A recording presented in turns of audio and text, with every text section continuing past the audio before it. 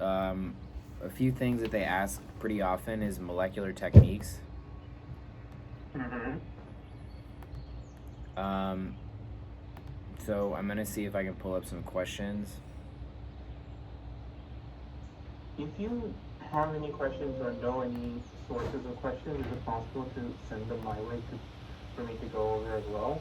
Yeah, there are like three sources of questions that kind of everybody uses that are Okay. for the USMLE that are extremely important. Okay.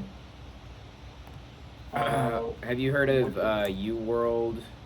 yes, I have. Okay, that's one that kind of everybody uses. The other one that people use is Amboss, and the other one that people use is ScholarRx.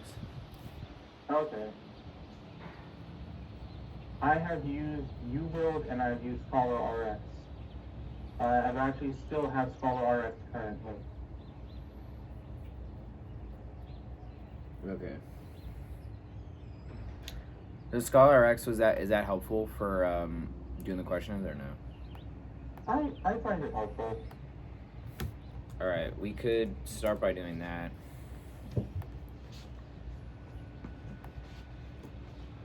I also have a lot of questions from ChatGPT. Oh, does that help? It can, especially for Med 1, Med 2, Med 3, Med 4, because I think the professors use ChatGPT. Have you seen that ever or no? I never really paid much attention to it. Yeah, I'm pretty sure they do use ChatGPT. Hmm. Would make some sense. Yeah. So first off, when would you use a microarray versus like a PCR? I'll put it in the chat. Microarray versus PCR versus Southern blot. Um, microwave recipe services say. So Southern blot I would use for RNA testing and sequence. PCR That's would. not Southern though. Southern That's is not so. DNA. Southern is DNA. Right, I had it backwards. It's southern DNA, northern is RNA, and then western is protein. Yep. Yep. Yeah, so that's for so southern is DNA probing. PCR you do for cDNA. Well, it depends if you're doing um, generating more DNA for sequencing or creating a complementary DNA from reverse transcriptase from an RNA virus. And microarray, I believe that's more used for protein sequencing.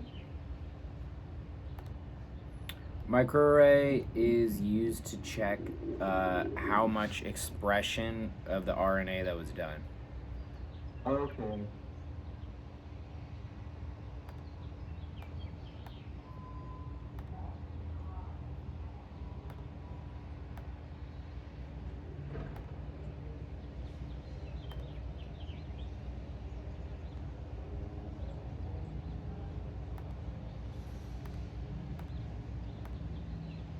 So, and then PCR is mostly for DNA replication for sequencing, and Southern blot I believe is DNA probing for genes. Same with Northern blot, but that's for RNA instead. Yep.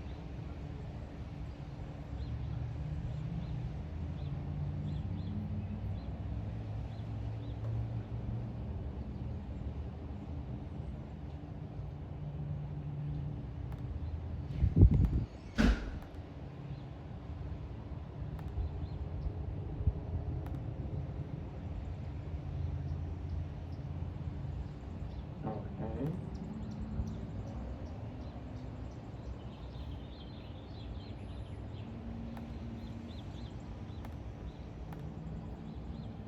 Is there anything more I should know about these four techniques? When do you use the PCR? Um,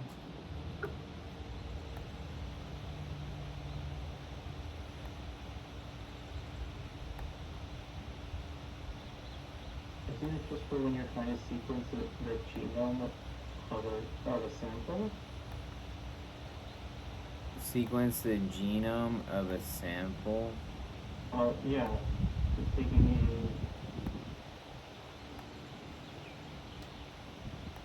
essentially a fragment of DNA and then using that to elongate into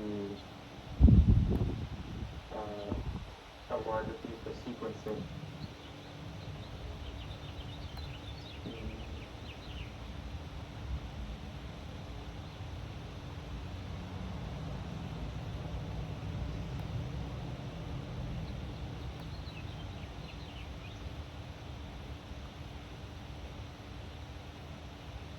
Because that's the point of PCR. It's amplifying small pieces of DNA into larger samples for sequencing. Yeah. Hey. I'm trying to remember the specific detail for it from the slide, but it's not coming up in my head. Yeah, no, you're right. That's right. But I'm trying to I'm trying to get at what's the practical use, like when what specifically, like what's the, like when do you do it in for the purpose of how are they asking it a question?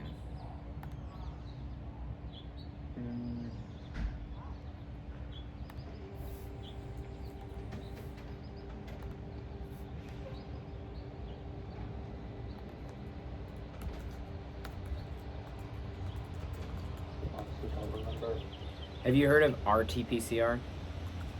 Yes, I've heard of that, reverse transcriptase PCR, that allows you to create a complementary DNA from a RNA sequence. Yeah. So when would you do that? For viruses. Yeah, exactly. Yeah, exactly. So that's how they ask usually. So what viruses use RNA?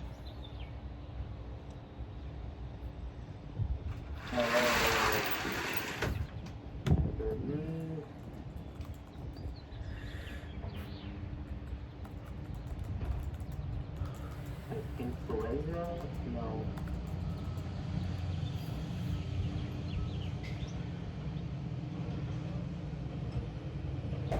Influenza, I don't think is. They don't really talk about No. influenza that much.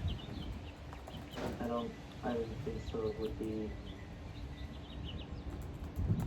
I remember they mentioned like COVID, but I don't remember which. Oh no, influenza is actually an RNA virus. COVID is a good answer. Yeah, Also, COVID there's one very famous virus that's a good answer too.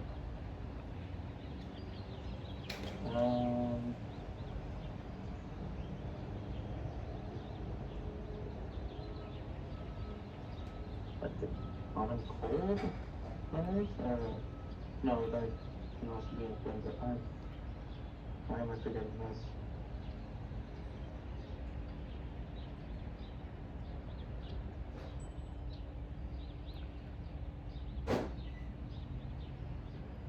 Probably HIV.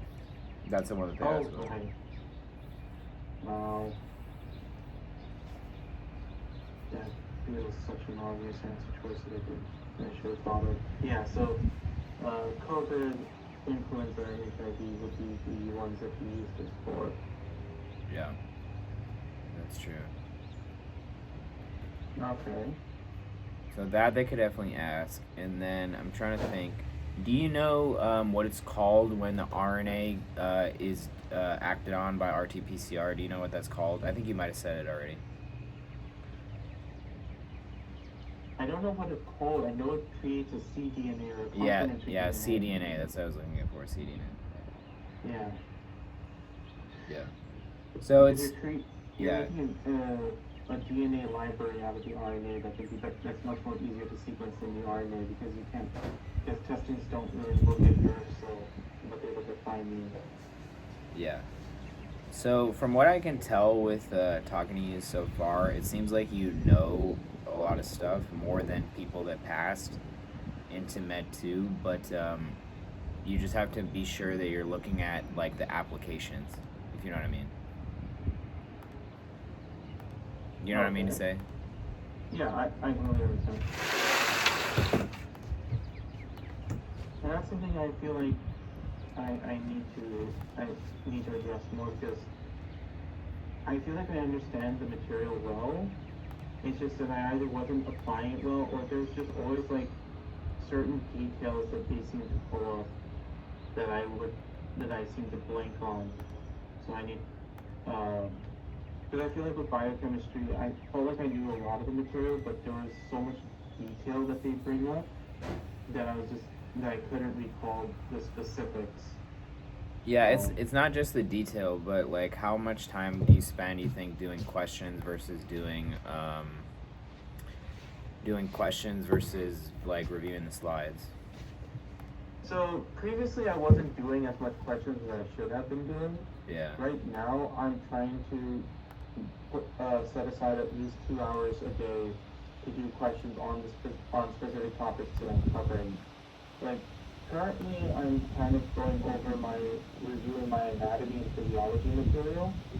So I'm actually just about to start doing questions on like the upper and lower limb structures and using like RX or UWorld as my sources to check to do questions in before I look at making questions out of ChatGPT.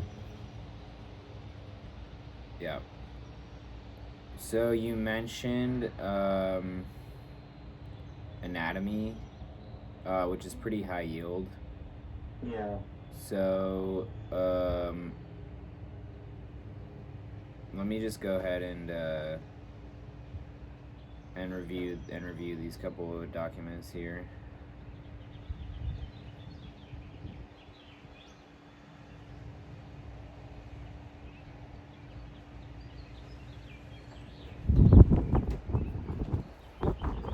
I just sent you two. I just sent you the same thing twice, but let me just pull it up here also. Yeah, fine.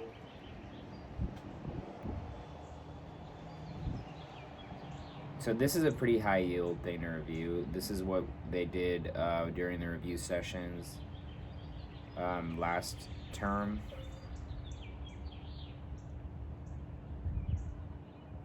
Okay. So these are so this is all from last term. Yeah, but I think it's gonna be pretty important. Do you know how many people are taking their remedial this time, or not? No, I don't. I'm not gonna lie, I was actually gonna ask you if you knew anyone. Yeah, no. I don't know exactly. I think last time it was a lot. It was almost 100 people last quarter. Oh Um, wow. I think it's fewer this quarter, but I don't know how much fewer. Probably not. Probably not a lot fewer. Yeah. And I'm in the situation that if I don't make it, I'm out. Oh, really? Why is that? Because apparently I'm a readmission student, so they treated me as a repeat student Oh, that's wow. I didn't already realize that. repeated. So Oh, I didn't realize that. yeah, and I tried to reach out to anyone, but no one was contacted back. I thought about making an appeal about it when I got the email, but I'm not sure if that would make any difference. Yeah, who said it? Chabra or who? The email Yeah, who said that? Was it Chabra or was it Hunt or what? and the email came the decision, the promotion decision, I guess, was from Workclose. Oh. Well, this is from the promotion committee, Well, so who's the person that said that you were a repeater? uh, I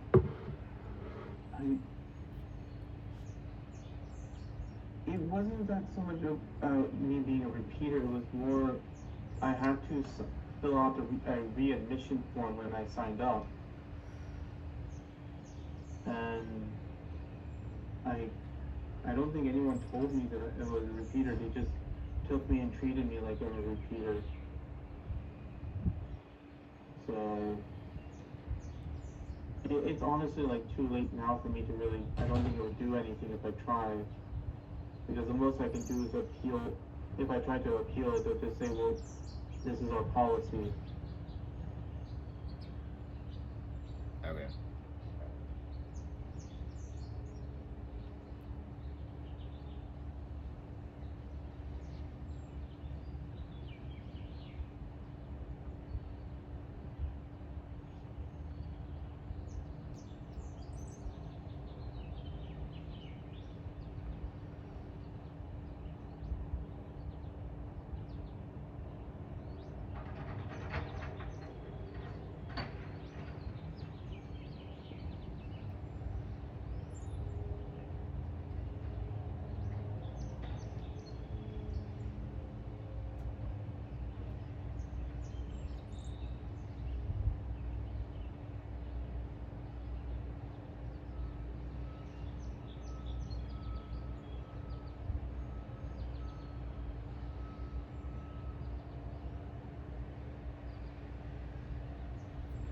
All right. What do you think about this question?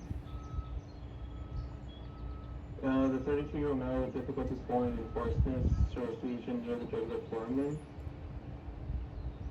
Wouldn't this just be D, a glossopharyngeal nerve?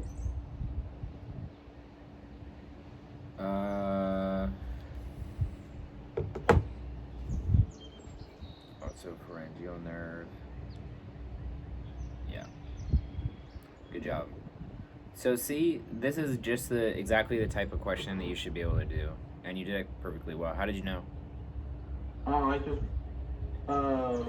when they mentioned swallowing and hoarseness, immediately made me think of vagus nerve, because that's vagus nerve is involved with the autonomic, but also when damage it causes hoarseness or voice.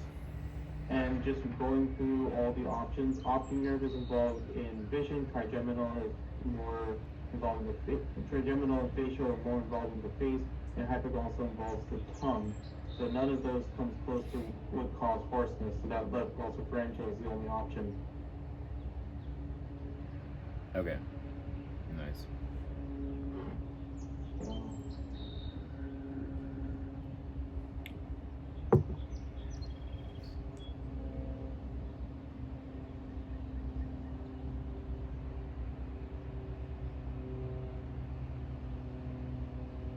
Is this good? This is good review for what you were studying today, right? Yeah, this is a good review for me, and it also is giving me what I really want to like take away from you is like what I would be what I'm expecting to see on the remedial and Yeah. sort of the style of questions. This is the that I would be seeing. this is the style of questions. Yeah, because then I can because one of the plans I had was trying to make my own questions based on the slide material and a little bit of the textbook material as well. But I wanted to make sure like I had a basis or an idea of how am I designing the questions, so I'm not just pulling it out of thin air. I have like a framework. All right. What do you think the answer to this is? So we have a nucleus as a society centered on eating. Super charismatic is that sleep cycle. I believe lateral is more to do with hormone and water. I believe this is ventral medial. Yeah. Good job.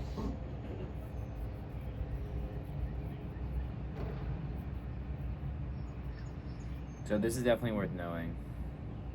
Yeah. Because they usually ask this. How many questions is on the remedial? Is it 100? I wasn't told. I'm assuming it's like 100 to 100 or 200, depending on how much time it's been. So the thing is that the test date is the 28th, but the sign up is the 21st. Yeah. Okay. So I won't know like how many questions are on the remedial or anything like that until literally a week. Yeah. You must sign up using the sign-up sheet in the remedial area of Med 1 course in Brightspace by 4 p.m. AST on July 21st, 2025. But that's the deadline. They may not. They may post the sign up earlier. I have been checking every day, in that with that belief. Heck, I'll even check right now, just to see. Alright, Foundation of Medicine. Nope. There you go. It shows remedial with a black question mark circle. And then if I go and I tap on it, this content area in the remedial grade is visible to all mid-1 students. Only those who are eligible for remedial will see the sign link after the student promotion decision has been emailed to students.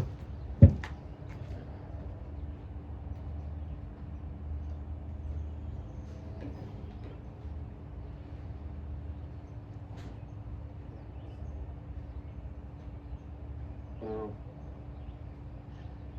not available, but I'm still checking like every day for that.